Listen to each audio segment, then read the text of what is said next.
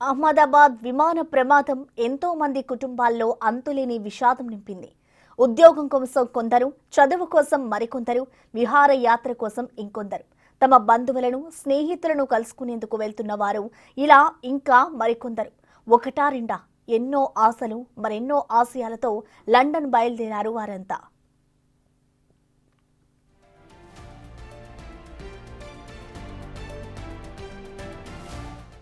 అనుకున్నట్లుగానే సమయానికి విమానం టేకాఫ్ అయింది. అంతే, అందరిలోనూ ఎంతో ఆనందం.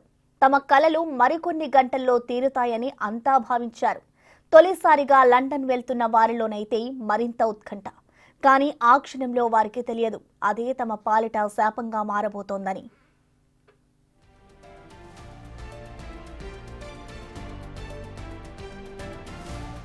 విమానం గాల్లోకి అలా దూసుకెళ్లి 5 నిమిషాలు గడిచాయో లేదో ఒక్కసారిగా కిందకు పడడం మొదలైంది. ఏం జరుగుతోందని తెలుసుకునేలోగానే ఒక్కసారిగా పెద్ద సౌండ్ వచ్చింది. అంతే, భారీగా మంటలు, దట్టమైన పొగ కమ్ముకుంది. ఆకాశంలో ఒక భారీ అగ్నిగోళంలా కనిపించి అత్యంత భారీ శబ్దంతో పేలుడు సంభవించింది.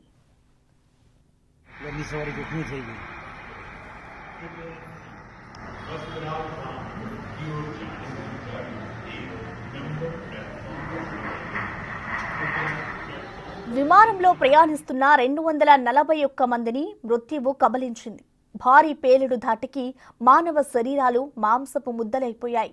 మంటల్లో కాలిపోయిన శరీరాలను సిబ్బంది వెలికితీస్తుంటే ఒక్కరైనా బతికి ఉంటారనే ఆశ చాలా మందిలో ఉంది. కానీ జరిగింది మామూలు ప్రమాదం కాదు. దేశంలోనే అతి పెద్ద ప్లేన్ క్రాష్. మృత్యుంజయులకు మాత్రమే దక్కే భాగ్యమది. అలా ఒకడు మృత్యువును జయించి బతికి బట్టకట్టాడు.